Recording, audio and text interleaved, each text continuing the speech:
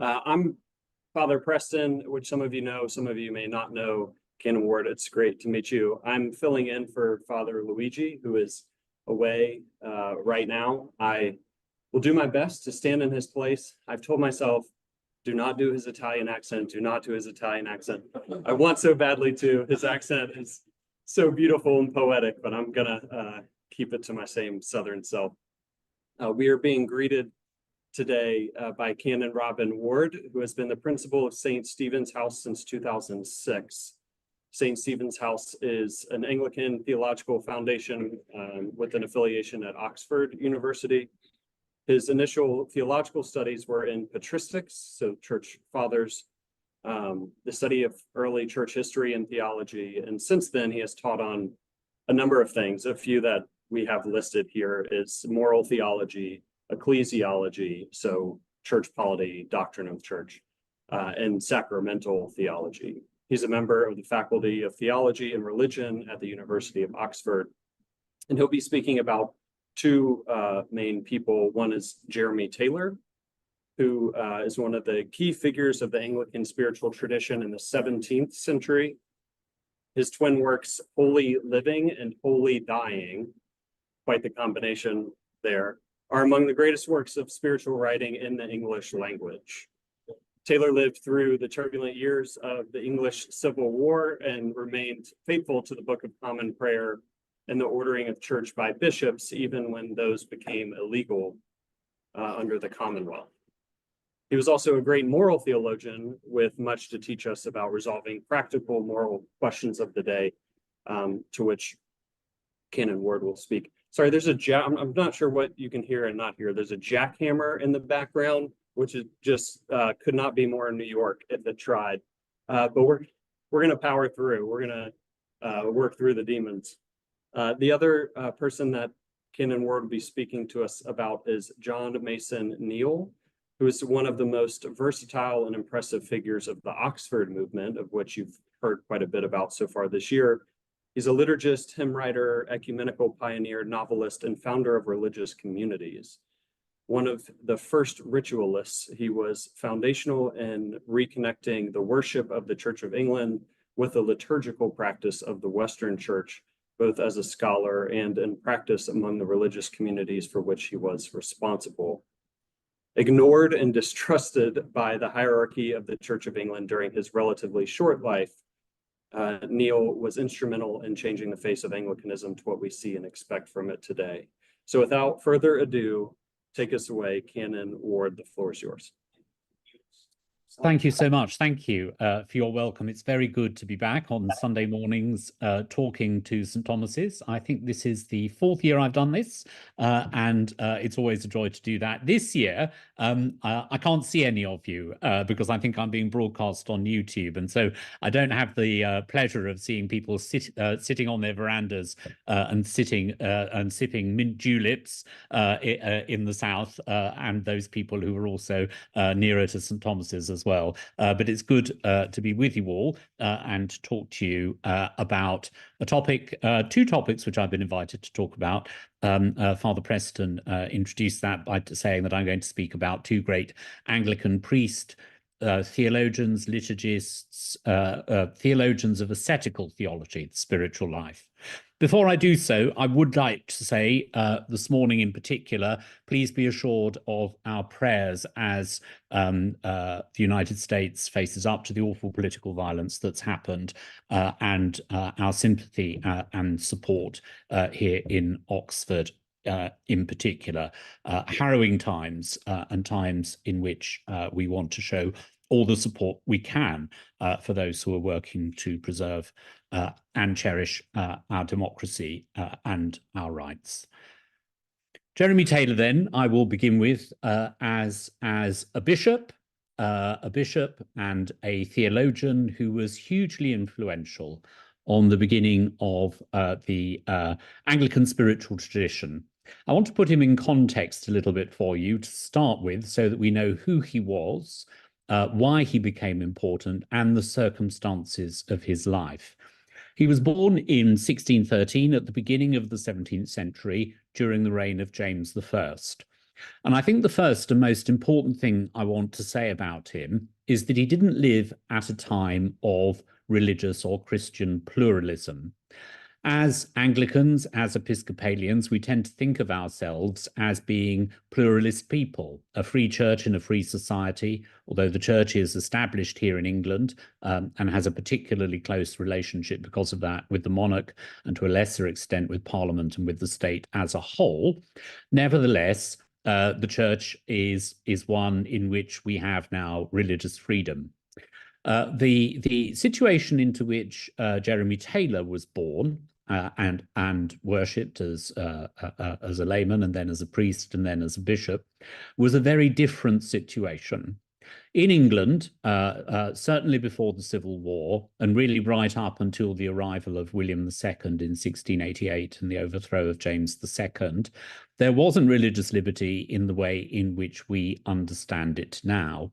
There was a Church of England, and the people, with very few exceptions, were expected to belong to it and to conform to its doctrine and to its teaching. So because of that religious difference, arguments about whether children should be baptized, arguments about whether the church should have a set liturgy or not, the sort of way in which the church was to be governed by bishops or by presbyteries of clergy, all of these issues were fought out within the Church of England. And it's very difficult to understand what sort of church Jeremy Taylor was born into and in which he ministered without having that fact before us. This was a church that was the Church of England, the church for England, to which the monarch expected English people to conform. And so the texts that people used and the way in which they prayed were ones that were common to all English people, even if many of them actually actively disliked them. And it's really very important to see Jeremy Taylor in that context. He was a priest and a bishop who was working in a situation in which the state proposed what sort of church people would worship in.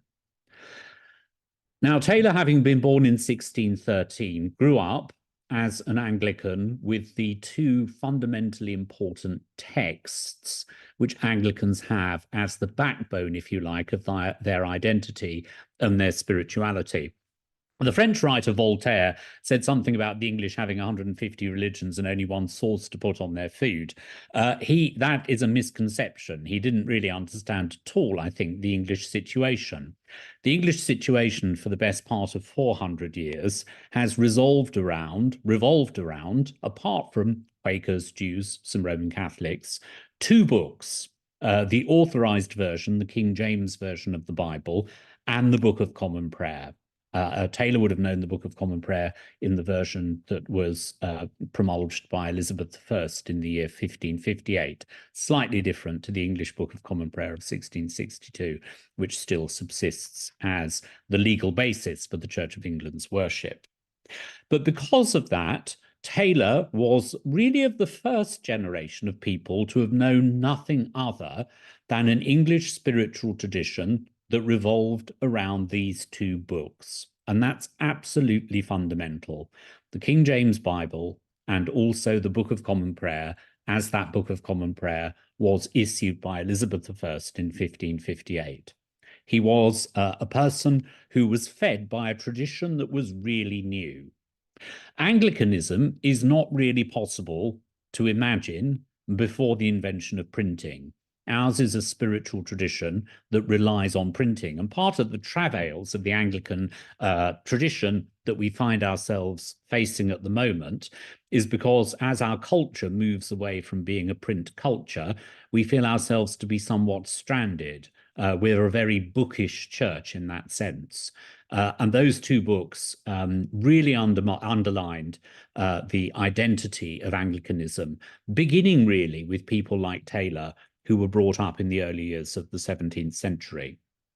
But that did not mean that his experience was a peaceful one, because as he grew up, and in particular after he was ordained in the year 1633, after an education at Cambridge, it became the case that several people many people within the hierarchy of the Church of England were embracing a form of doctrine and a form of practice in church that moved away from the very Protestant feel of the church under Elizabeth and under James, and moved in a direction that seemed both to its exponents and also to its opponents to be more Catholic. And we see this in two ways. Firstly, a move away doctrinally from strict Calvinism. The Church of England had been represented at the Great Synod at Dort of Reformed churches, and it was really taken for granted that the Church of England, in her articles and in her doctrine, was a Calvinistically inclined church with regard to predestination, justification, and so forth. Now, under Archbishop Laud, who became Archbishop under King Charles I, there was a move away from this understanding towards what was called Arminianism, named after a Dutch theologian called Arminius, who emphasized human free will. And so doctrinally, the Church of England, even though she wasn't changing the texts with which she worshipped, was undergoing a great and quite traumatic departure from what people felt that she'd been about under Elizabeth. And then secondly, we see a lot more ritual in church worship, which was introduced by Archbishop Laud. So we see things like, for example, copes being worn for Holy Communion services, bowing to the altar being surrounded by rails at which people knelt to receive Holy Communion, and so on and so forth. A greater emphasis on reverence and devotion, which many people thought was a return to what they called Romanism, a return towards practices that they associated with continental Roman Catholicism. It's very important then that we remember that Jeremy Taylor was absolutely a child of this movement. Ordained young, as I said, in 1633, he was given preferment, given various parishes by Archbishop Laud in which he worked.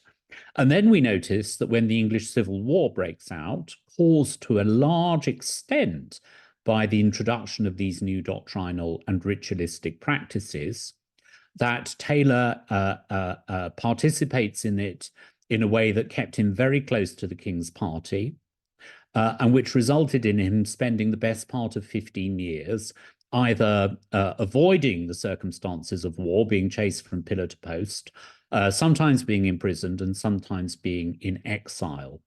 And it was during those 15 years when the Church of England, as it had been governed by King Charles and Laud, was overturned by the Revolution and by the eventual victory of Oliver Cromwell and the party of Puritans, as they were seen, that it was during that time, those 15 years, between about 1645 and 1660, in which Jeremy Taylor had time and leisure and opportunity and support to think very hard about Anglican identity and to write some really fundamental texts explaining what it was. So really important to remember in that sense that Taylor was one of a first generation of people who experienced what it meant to be an Anglican in a settled way, a church governed by bishops, a church in which ritual, a church in which the great texts, the King James Bible and the Book of Common Prayer, were at last established and used, and the way in which English Christians thought and dealt with their worship and their life. And that's what formed him. Now, I'm going to pause there for a minute, and I'm going to ask Father Preston whether he might like to curate some questions that people might have, just to make sure that because I can't see any of you, I don't really know how we're doing. So it'd be good if there are any questions, or if I've left anyone baffled, please do put a question into the chat, and then Father Preston can curate those and pass them on. We'll just have a couple at this stage. Thank you, Canon Ward. Yeah, so at this time, we'll welcome any questions that might have come up in the chat. We'll check on that as well. I have some of my own, but want to leave the floor open for anything that might be rising as he's describing the world. Canon Ward, one thing that Did you have something? I don't want to cut anybody off. I have my own, but I want to.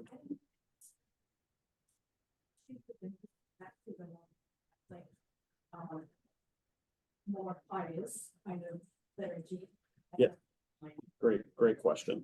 The question was raised, what triggered a sort of movement back into a little bit more of a Roman Catholic liturgy and piety and ritual and such? Was there anything that we should know that really started steering it in a different direction?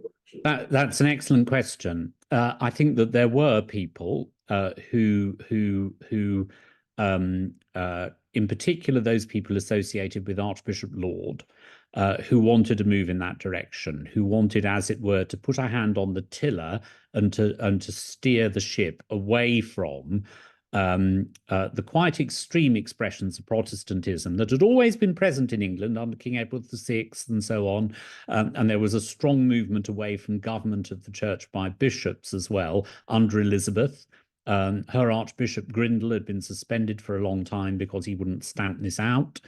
And so the Church of England had a lot of unfinished business in the early part of the 17th century, insofar as it was trying to relate itself to continental Protestantism, really. And we see in what Archbishop Laud was trying to do a very definite policy, a desire for more reverence, for more piety, for more order. And Jeremy Taylor was a person who was absolutely at the heart of those practices, which were hugely controversial. I mean, the practice of, it was normal at the communion service for the communion table to be carried into the body of the church, or at least turned round in the chancel, people to gather round it. And Laud tried to stop this and tried to rail off the communion tables. And this caused huge controversy and was a really significant factor in the beginning of the English Civil War, because the parliamentary party was largely associated with people who thought that what Laud wanted to do was popish and prelatical. Thank you. Good. I'm sure we'll have plenty more, but please continue. I do want to remind us. I'll keep going. Wondering, we do have a hard stop at 9:45, which you all are aware. I wanted to remind you. Yeah, I'm aware of that, so no need to be concerned. But yes, please continue. Yeah, sure. So one of the ways in which Jeremy Taylor began his writing career was writing a book called The Assertion of Episcopacy, which he wrote in the year 1642. So he asserted himself in writing that book about church order.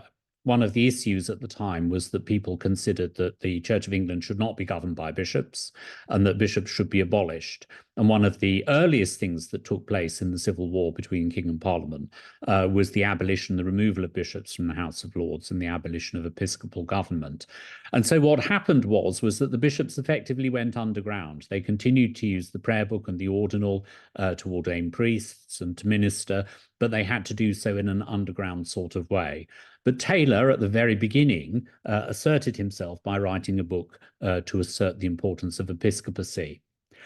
But one of the most original things that Taylor does, and a book that really cost him the prospect of becoming a bishop in England after the Restoration in 1660, was a book that he wrote in 1646. And this book was called Discourse of the Liberty of Prophesying. Rather lengthy title, Discourse of the Liberty of Prophesying. And in this book, in a situation in which England was full of religious turmoil, Taylor advocated, for the first time really, religious toleration. He was even prepared to say that those who would not baptize children might be tolerated within the Commonwealth. This was a huge move away from the self-understanding of the Church of England as Protestant and Reformed, as it had been set out in Richard Hooker's work on what the Church of England was. And so Taylor was incredibly original and rather anticipates the philosophical work of somebody like John Locke, who writes later in the 17th century. But Taylor was incredibly original on this point. And although we tend to not perhaps take for granted, but assert the right to religious liberty in our own time, Jeremy Taylor's work of 1646 is one of the earliest ones that we can see that says, actually we are just going to have to compromise and live together. There isn't going to be a solution in England in which one party can absolutely obliterate all the other ones and impose a set form of worship and a set form of practice. We're going to have to agree to disagree. In 1649, the year the king was executed, he also wrote a work, an apology for authorized and set forms of liturgy. Another part of the Laudian programme, and one which the Puritans opposed, was to have set forms of liturgy.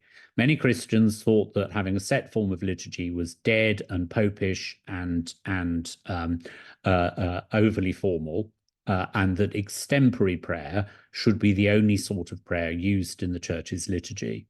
And so Taylor writes against that, as many of those of the Laudian party did. And if we're to look really for a time in which the Anglican tradition was, as it were tested by fire, it's during this period in the 1640s and 1650s, when the Book of Common Prayer was banned, when the king was buried in 1649 at Windsor. The prayer book service wasn't used, it was illegal, and the prayer book was kept on really in private households by dispossessed clergy. All those clergy who insisted on using it were removed from their parishes, and many people for 15 years, like Taylor, had to find shelter with benefactors, during which time they prayed and wrote and thought and built our tradition, really, at a time when there was no government to compel people to conform to it. And so Taylor's apology, his work about toleration, and also his work on episcopacy are tremendously important theological works, emphasizing the pillars of Anglicanism, if you like, at a time when he was living in exile, sheltered by the Earl of Carbery in a beautiful part of the country called Golden Grove in Herefordshire, near the Welsh border there. But the works for which Taylor is particularly known are three works. We've mentioned two already, but it's important to remember one of his most original works, which he also wrote in 1649, at a time when the head of state had been executed, when there was effectively military government in England. He wrote a book called The Great Exemplar. And this book is very interesting because it is the first life of Jesus Christ to be written in English. Before 1649, no one had written a life of Jesus Christ in English. And Taylor sets out to do this with a twofold view in mind. Firstly, he wants to write a life like the great medieval lives of Jesus, which people used for devotional reflection. And so, although the book is, as it were, a retelling of the gospel stories, it has added to it spiritual reflections and sermons to bring out the importance to us of each of the incidents in the gospel. And that makes it quite a long book, by the way. But The Great Exemplar is really a work of ascetical theology. That is, it's a work that's meant to show us how we need to change in response to the gospel, and to show also, and this is a really important point because it comes out of a continuity with the teaching of St. Thomas Aquinas. We see that continuity in Richard Hooker, in the way he talks about law, and we see it in ascetical theology in Taylor's The Great Exemplar. Because what Taylor says is that the events of Christ's life, when we think about them, when we read about them in the gospel, are not simply in the past. They have a force and a vigor which can be effective for us as we read about them and think about them in our own time. So his book is not really just a book to sort of sit down and read and say, oh, yes, I remember this in the gospel. It's a way of saying to people, here is Christ performing a miracle. Here is Christ doing this teaching. Here is Christ at his nativity. How is it that this event in the past, this mystery in the past, can be applied with force and vigor and changing power in our own lives, so that we can say, it is not I, but Christ who lives in me, as St. Paul says? So the first great classic work of Taylor's, and one of the most influential spiritual works, both in his own time and subsequently, is The Great Exemplar. It's not in print anymore. An Irish bishop wrote a very good book about it some years ago, but it's a work that you can see in Taylor's collected writings, and a good one to dip into and to experience in that way. Having asserted that, having set that out, Taylor then goes on to write in 1650 and 1651 his greatest works, and the works that have remained in print on and off really ever since, although they're not in print at the moment. And those two works are the Rule and Exercises of Holy Living and the Rule and Exercises of Holy Dying. And these are works of moral and ascetical theology. They're designed to be handbooks to the spiritual life. It's very important to realize at this stage that across Europe, people were writing handbooks like this at this time. The Introduction to the Devout Life by St. Francis de Sales, the famous it's gone from my mind. There's a famous Italian Scupoli's, Lorenzo Scupoli's work on the spiritual life, the spiritual combat. People were writing books because for the first time, individuals had a chance for some privacy, a chance to sit and read, a chance to sit and think about their spiritual life. And Taylor's works are the archetypal Anglican versions of this European-wide desire to bring about a renewal of spiritual life through reading and through method and through practice. So in Holy Living, he divides the Christian life under three headings, and these are original. Most moral theology manuals do it slightly differently. They want to talk about either the commandments, or they want to talk about the virtues, the cardinal virtues, and then the theological virtues of faith, hope, and charity. But Taylor divides his understanding of the spiritual life into three categories: Christian sobriety, Christian justice, and Christian religion. By sobriety, he means temperance and chastity and the observance of all of those precepts that we receive from the gospel. By Christian justice, he means what is owed to other people, how we pay our debts to other people, what is our obligation to our brother and sister in charity and in justice. And by Christian religion, he means what we owe to God, how we show true worship to God, and in particular by our participation in the Holy Communion. Taylor had a lot to say about the Holy Communion. He was quite not a confused theologian, but he did change his mind quite a lot about how he thought Holy Communion worked technically. But there's no confusion about the importance he places on the Anglican being a regular communicant as the crown of the spiritual life, and in particular the exercise of the virtue of religion. Holy Dying is rather different, as you would expect. It's about preparing for death when you're well. At least that's how it begins. He's particularly concerned to make sure that people remember how fragile human life is, how rapidly it can be taken away from us, how illness and disability and death can come suddenly, and what we should do in the face of that truth to prepare ourselves for the inevitable moment when our own death comes.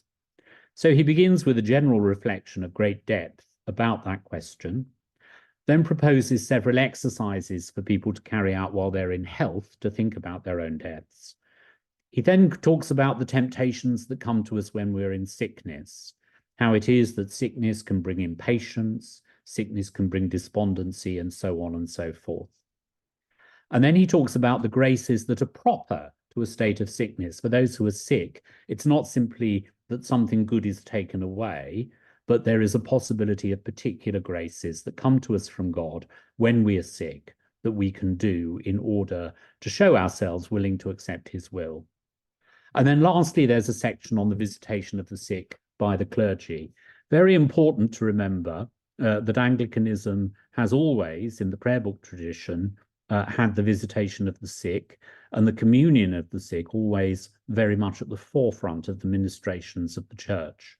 And although the sacrament of anointing with oil did drop out, nevertheless, within Anglicanism, the celebration of the Eucharist at the bedside of the sick has always been an extremely important part of pastoral ministry. And this is one of the things that Taylor mentions and concludes Holy Dying with, a great work. As the 1650s went on, Taylor also continued to work on a book which effectively killed off his reputation as an author. He wrote an enormous book of moral theology called Doctor Dubitantium, the guide to difficult questions, which is immense and virtually unreadable. One can dip into it, but he allowed his garrulousness to overcome him, really. And so Doctor Dubitantium, I'm afraid, described as erudite, tortuous, and garrulous by Bishop Kirk of Oxford. For Taylor, and also for those who were interested in practical divinity, as it used to be called, it really marked the end, actually, its publication in 1660, of a whole succession of literature that in the earlier part of the 17th century, Puritans and Laudians had shared in thinking about moral issues in a practical way. In 1661, Taylor was made a bishop, but he was made a bishop in Ireland. And in Ireland, the population was largely Irish-speaking and largely Roman Catholic, nearly exclusively. And yet the English state insisted on the revenues of the church, such as they were, being used to support an Anglican establishment. And so Taylor became a bishop of a church with hardly any members, other than those of a few British colonists and also state officials. And yet he went diligently around his churches, working hard to shore up what was really a very fragile establishment. He'd firstly gone to Ireland just before the restoration of the king in 1660 to do some work there, and was very committed to Reformed Christianity being preached in Ireland, but largely unsuccessfully. Largely because I think that the clergy were unable to preach and teach in Irish, and also because the habits of the people were unsympathetic to Anglican worship, most of which was as incomprehensible and unwanted as you know, the Latin Mass was in England. So Taylor's career ends. He dies relatively young in 1667 as Bishop of Down and Connor and Dromore in the north of Ireland. So why then was Taylor continued to be important? People continued to read him, his work continued to be printed, his work continued to be circulated, and in the 19th century, just as John Keble edited Hooker's collected works, so Taylor's collected works were edited by Bishop Heber to make them available again as a source of deep Anglican piety and deep Anglican devotion in that way. And the reason I think that I want to draw his attention to you, really, even though these texts are quite difficult to come by, mainly in public libraries, is that he is, I think, one of the most important Anglican spiritual writers. First, because he was one of the first to be reared really as an Anglican from childhood with the King James Bible and with the Book of Common Prayer, and that his style of writing is not really second to anyone. I mean, he's comparable with Newman, really. He's one of the finest, most fluent writers of English prose. And also he represents our tradition at its most pastorally useful, attempting to help all Christians to lead an ordered and a prayerful and a sober life without exaggeration, without spectacular devotions, without assuming that everyone has to follow a sort of monastic regime, but a person who understood that Christians living in the world could and should and wanted to sanctify themselves and to help them to do that. Man is a bubble, he begins, wholly dying, saith the Greek proverb, which Lucian represents with advantages and its proper circumstances, to this purpose saying, all the world is a storm, and men rise up in their several generations, like bubbles descending our Jove pluvio, from God and the dew of heaven, from a tear and drop of man, from nature and providence, and some of these instantly sink into the deluge of their first parent, and are hidden in a sheet of water, having no other business in the world but to be born that they might be able to die. Others float up and down 2 or 3 turns, and suddenly disappear, and give their place to others. And they that live longest upon the face of the waters are in perpetual motion, restless and uneasy, and being crushed with a great drop of a cloud, sink into flatness and a froth. The change not being great, it being hardly possible, it should be more a nothing than it was before. So is every man. He is born in vanity and sin. He comes into the world like morning mushrooms, soon thrusting up their heads into the air and conversing with their kindred of the same production. And as soon as they turn into dust and forgetfulness. And so he continues. Jeremy Taylor, I commend him to you, and I commend him to you as one of our finest devotional writers, fine theologian, an original theologian, and the author, as I said, of the first life of Christ to be written in English. Thank you.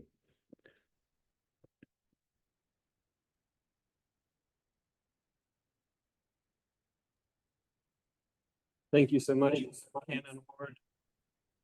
We're good? Okay. We appreciate so much your devotion, both in studying the faith and also those who help pass it along throughout the generations. We have just a few moments for question and answer. Do we have any questions either in the chat or here in person? Yes. I would imagine that it took some years for Jeremy Taylor's writing and thinking to actually have a real impact on the practices of the Anglican Church. What was that process of his thinking being inculcated into the practices of the church at that time? Yeah, that's a great question. The question was raised, was there space between the writings and the implementation, how popular they became, and sort of how many years, how that happened? Was it almost immediately? Could you see the fruit in churches and spiritual practices, or is it kind of, how is the recitation, I guess, or the reception gone? Yeah, he was one of those fortunate authors who lives to know his own popularity. His books were popular straight away.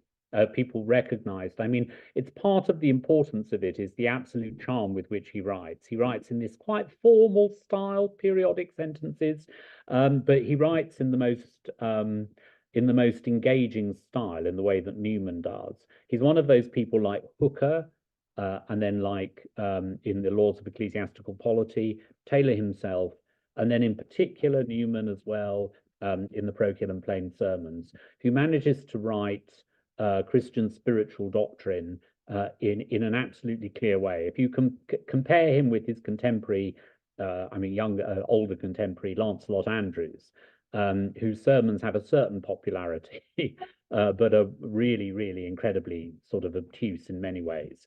He writes with such clarity and such poise and such depth that his work immediately became popular. Although lots of it, as I said, he does tend to go on a bit in some places, in the Great Exemplar, for example, and certainly in Ductile Dubitantium. What great writers go on a little too long at times. Do we have any other questions? Yes. So was his writing influential in the Oxford movement? He mentioned Newman a couple of times. I'm just curious if it was referenced during the Oxford movement.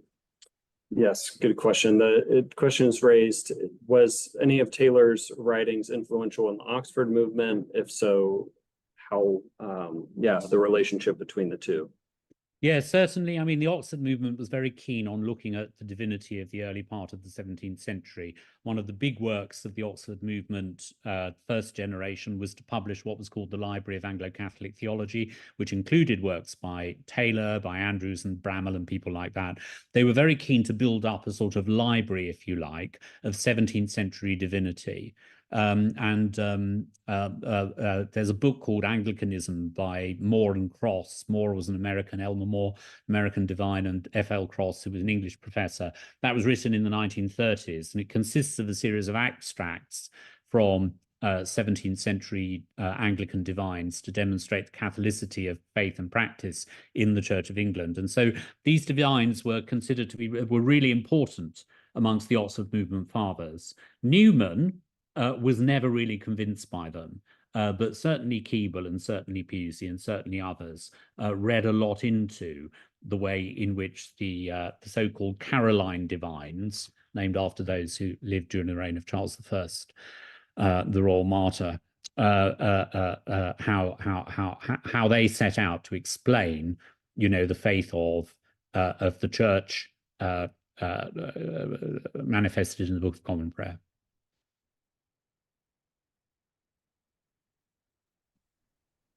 Thank you, Canon Ward. You will not be able to hear, I think, but we join in giving you a round of applause. Our friends watching on YouTube, the same. We thank you so much for, again, your devotion, both academically, but also to help us in our own spiritual lives here in a time which you mentioned from the outset. A lot of similarities, questions of religious pluralism and how to be faithful to the life of Jesus and the rise of Christian nationalism, and responses that reflect Christ's life himself and how Christ's life empowers us even now today to respond well. So thank you so much, Canon Ward. We greatly appreciate you. Thank you. It's been a real pleasure to be with you again, and I'm looking forward to speaking again in a fortnight when I'll see you again.